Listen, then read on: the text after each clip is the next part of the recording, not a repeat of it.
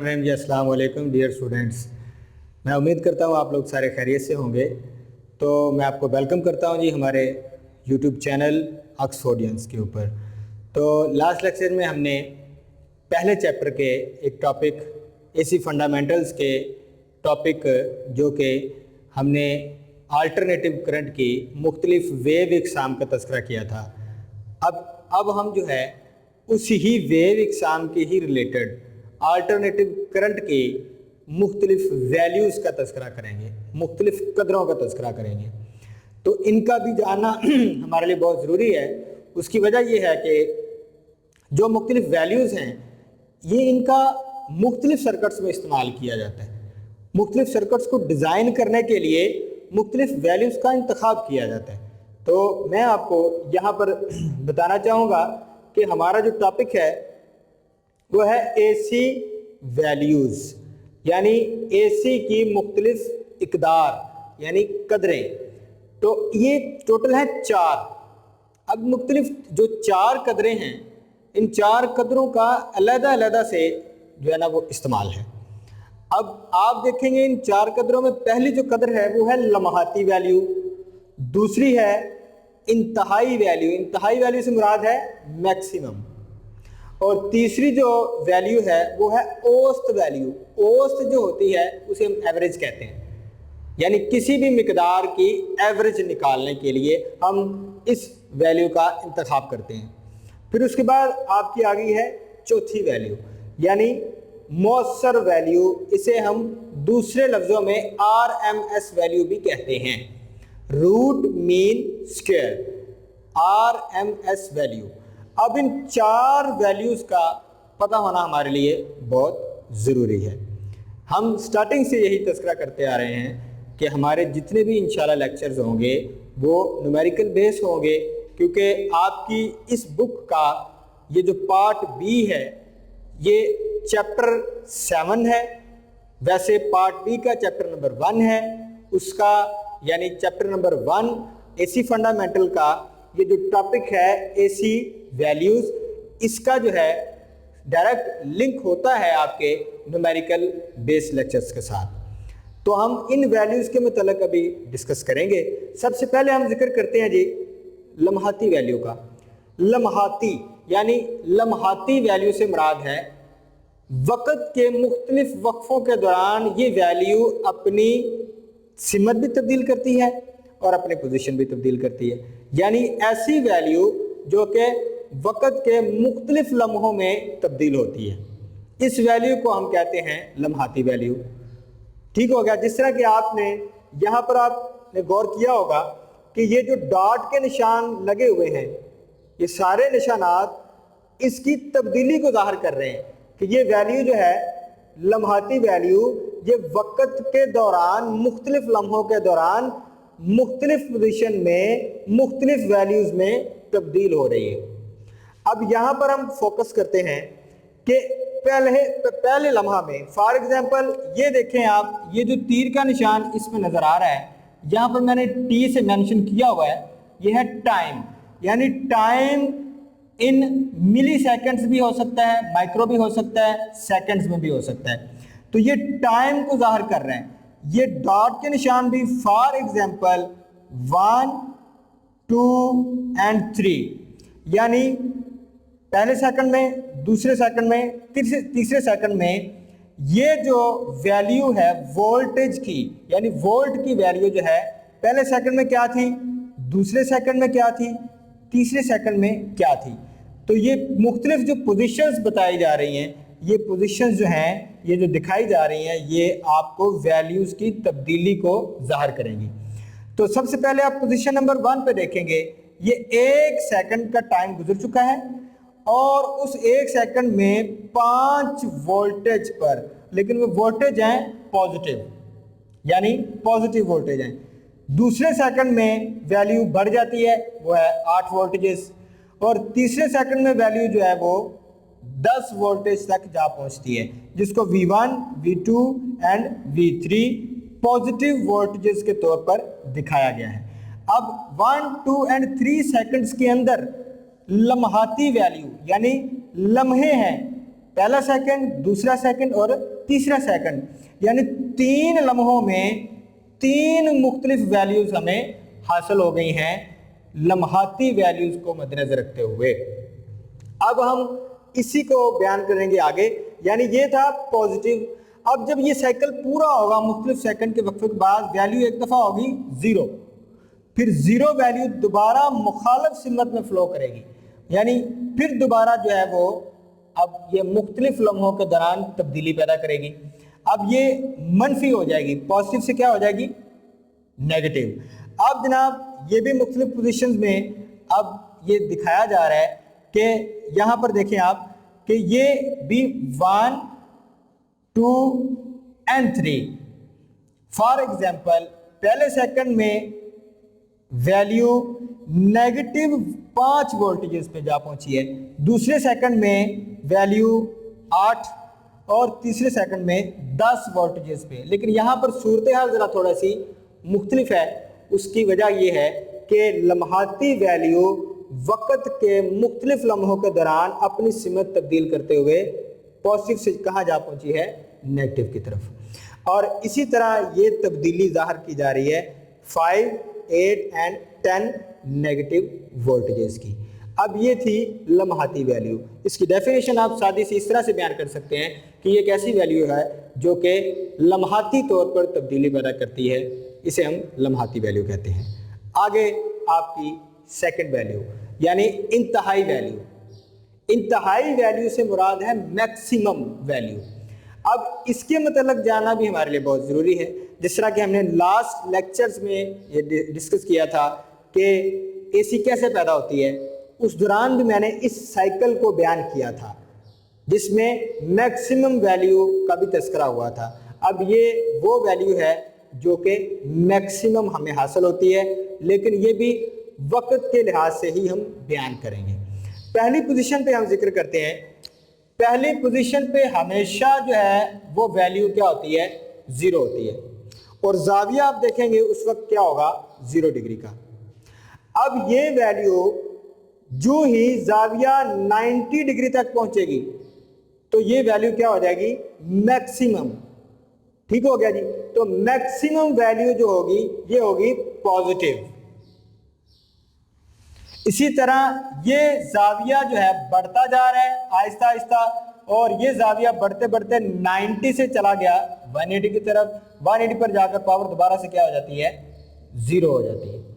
तो इसी तरह पहले साइकिल में हमें 90 डिग्री पर मैक्सिमम पॉजिटिव वैल्यू हासिल हुई है, और वो पॉजिटिव वैल्यू करंट भी हो सकता है, वोल्टेज भी हो सकते हैं। तो यहाँ पर हम दोनों को मेंशन कर सकते हैं, ये पॉजिटिव करंट और ये नेगेटिव करंट, ये पॉजिटिव वोल्टेज, ये नेगेटिव वोल्टेज। तो दोनों सूरतों में नेगेटिव और पॉजिटिव हमें मैक्सिमम वैल्यू 90 दर्जे पर जाकर हासिल होती है। ये आ गई है इस वैल्यू की जावियाई तकसीम। अब 90 डिग्री से 180 पर पहुंचे तो वैल्यू दोबारा 0 होगी। अब अगले ही लम्हे में टाइम के गुजरने के बाद वैल्यू जब अपना एंगल बढ़ाते बढ़ाते 270 डिग्री पर पहुंचेगी तो ये दोबारा से मैक्सिमम हो जाएगी। यानी लेकिन यहाँ पर सूरत यहाँ पर मुख्तलिफ है। वो सूरत ये है कि यहाँ पर पॉजिटिव थी, अब अगले लम्हे में तब्दीली पैदा करते हुए 180 से 270 डिग्री पर पहुंचते हुए ये वैल्यू नेगेटिव हो जाएगी। यानी यहाँ पर हम नेगेटिव जाहिर कर देंगे। तो नेगेटिव वैल्यू 270 डिग्री पर मैक्सिमम होती है और पॉजिटिव वैल्यू 90 डिग्री पर जाकर मैक्सिमम होती है। तो इस वजह से इंतहाई वैल्यू का हम इस तरह से डेफिनेशन बयान कर सकते हैं कि सबसे ज़्यादा जो वैल्यू है वो एसी के साइकिल में हमें 90 डिग्री पर और 270 डिग्री पर जो हासिल होने वाली पावर होती है उसे हम मैक्सिमम वैल्यू कहते हैं। तो मैक्सिमम वैल्यू भी टाइम के लिहाज से अपनी सिमत भी बदलती है, और टाइम के लिहाज से सिमत बदलने के साथ साथ ये मैक्सिमम से 0 और 0 से मैक्सिमम वैल्यू की तरफ बढ़ती है। अब हम जिक्र करते हैं जी अपनी तीसरी कदर का, यानी औसत वैल्यू। ये है औसत वैल्यू। अब औसत वैल्यू जो है इसको मैं पहले भी बयान कर चुका हूँ, जिसे हम एवरेज वैल्यू कहते हैं। एवरेज वैल्यू का भी पता होना बहुत ज़रूरी है।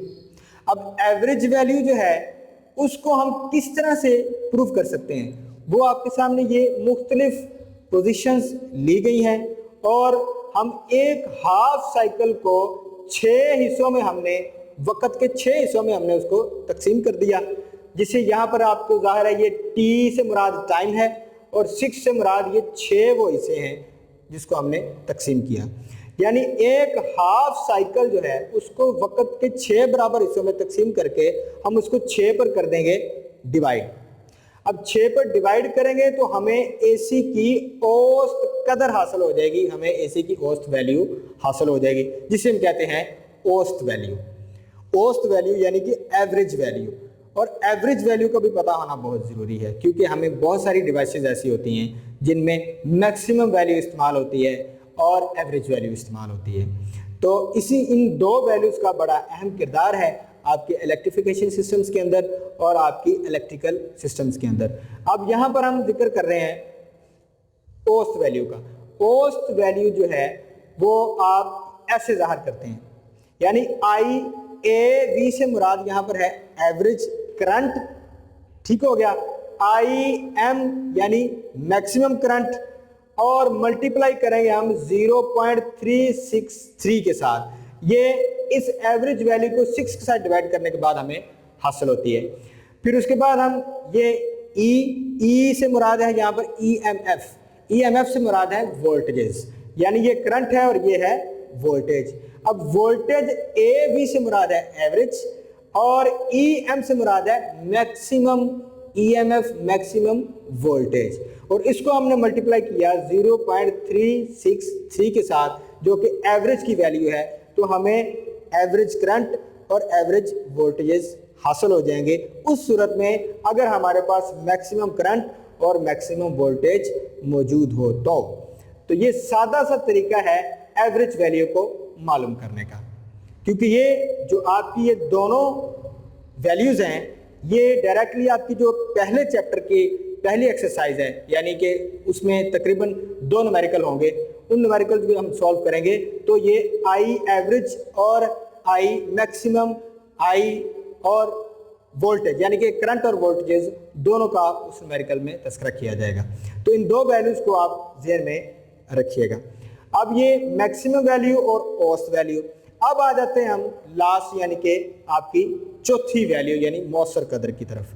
इसे मौसर वैल्यू भी कहते हैं और RMS वैल्यू भी कहते हैं, यानी कि रूट मीन स्क्वायर, ठीक हो गया।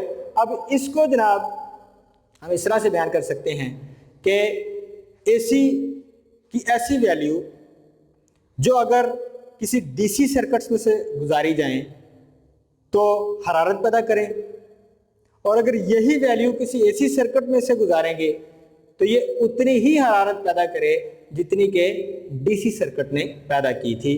तो इस पैदा होने वाली हरारत को हम मौसर वैल्यू के लिहाज से बयान करते हैं, यानी ऐसी वैल्यू जो जनाब DC में हरारत पैदा करे और यही वैल्यू जनाब अगर AC सर्किट में गुजारी जाए तो उतनी हरारत पैदा करे, तो वो वैल्यू कहलाती है आपकी मौसर, यानी इसका दूसरा नाम होगा इफेक्टिव, और इसको RMS यानी रूट मीन स्क्वायर वैल्यू भी कहते हैं। RMS वैल्यू जो है इसके मतलब भी जानना हमारे लिए बहुत ज़रूरी होता है, क्योंकि हमारे सर्किट्स में जो कंडक्टर्स और जो मटेरियल्स इस्तेमाल किए जाते हैं वो कॉपर के भी होते हैं, एल्युमिनियम के भी होते हैं, सिल्वर के भी होते हैं, और गोल्ड और आपका ये जो अपना सिल्वर है, क्योंकि ये महंगी धातें हैं इस वजह से इनको ज़्यादा इस्तेमाल नहीं किया जाता, लेकिन सिल्वर को मखसूस जगहों पर इस्तेमाल करते हैं। लेकिन कॉपर और एल्युमिनियम का इस्तेमाल ज़्यादा है, तो कॉपर में सबसे पहले ये नोट किया जाता है इफेक्टिव वैल्यू का क्या रोल होता है, यानी कॉपर जो मटेरियल कंडक्टर होते हैं वो DC सर्किट्स में भी होते हैं और AC सर्किट्स में भी होते हैं। तो मौसर वैल्यू को, इफेक्टिव वैल्यू को जानना हमारे लिए बहुत ज़रूरी होता है। तो रूट मीन स्क्वायर इसका दूसरा नाम है RMS। हमारे पास यहाँ पर इसको सॉल्व करने का फार्मूला है, ये है IRMS यानी current root mean square value, और IM मैक्सिमम वैल्यू अगर हमारे पास मौजूद होगी तो उसको हम मल्टीप्लाई करेंगे 0.707 जो कि आरएमएस वैल्यू के बराबर होती है।